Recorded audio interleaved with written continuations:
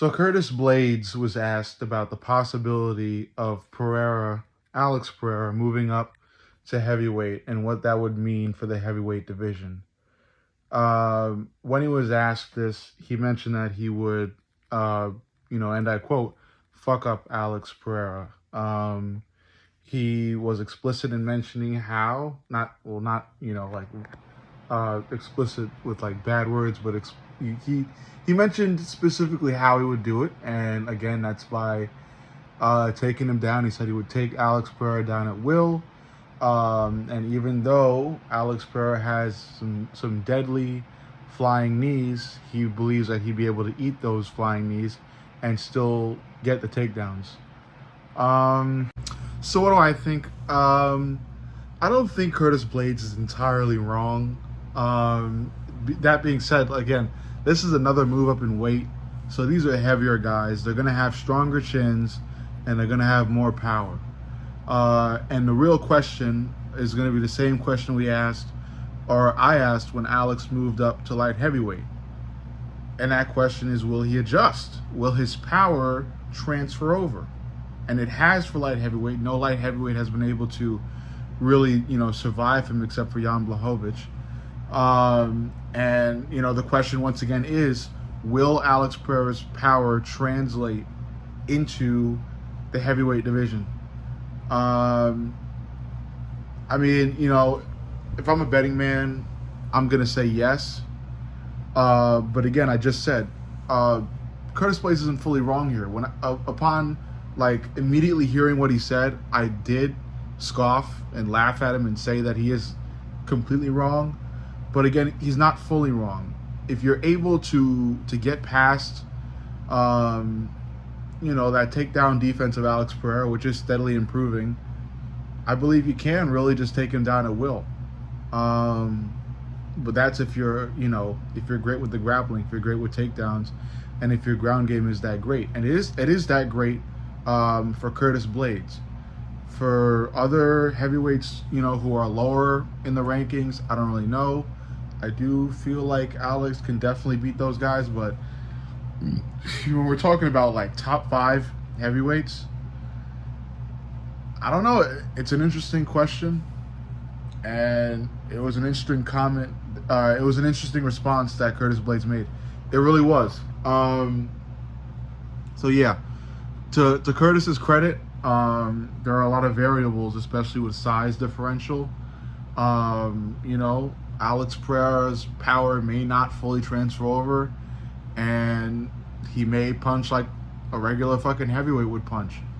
And that means that, whoever Alex Pereira's opponent is, especially in the top 5, would probably be able to survive a left hook or two. Repeated left hooks, definitely not. But, if they're caught once by Alex, they may be able to survive it. Especially a guy in Curtis Blaydes may be able to survive it and keep fucking pushing. Get that takedown and bring the fight to the ground and try to win it there. And I believe Curtis Blaydes is absolutely capable of that. Now, do I believe Curtis Blaydes could fuck Alex Pereira up? And by fuck him up, I'm taking that to mean, would that fight between Curtis Blaydes and Alex Pereira be easy for Curtis Blaydes? The answer is no. Alex Pereira is still going to be able to find his mark against anyone. I really feel, and in doing so, he's going to cause damage. He's going to hurt Curtis Blaydes. I believe if they were to fight, he would be able to hurt Curtis Blaydes, and he would. It just depends on what Curtis Blaydes does in response. So take the flying knee, for example. In Curtis Blaydes' interview, he said that he'd be able to eat the flying knee. I believe that scenario would play out. I believe Curtis Blaydes is going to have to eat a flying knee if he wants to get those takedowns at will against Alex Pereira. I believe the flying knee will obviously definitely hurt Curtis, but again, the outcome of the fight lies within Curtis Blaydes' response to that knee. If Curtis is able to eat it and keep fucking going, then that's what will happen. So yeah. I can't say that for every heavyweight, but I can say that, and I've said this in a previous video, I could say that it wouldn't be an easy night out for Alex.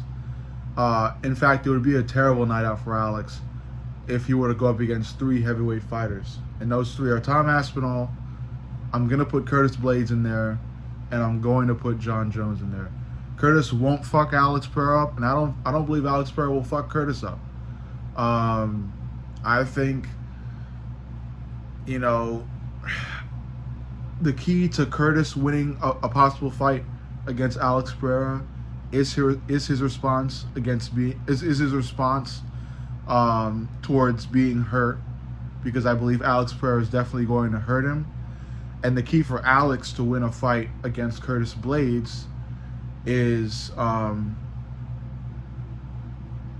you know, to see how much he can hurt Curtis. To see how much power. It's basically the again what I've said, the translation of power from light heavyweight to heavyweight. That's all it is, you know.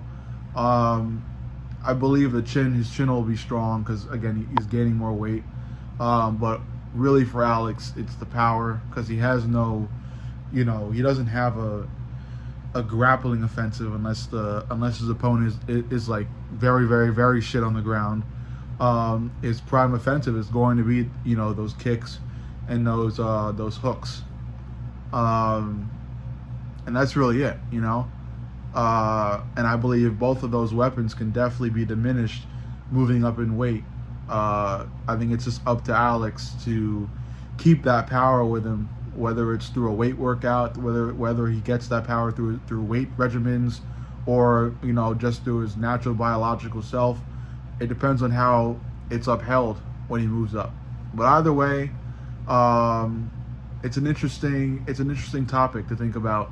And I believe it defines, you know, what type of success Alex is going to have if he moves up to heavyweight. So ultimately, what do you think?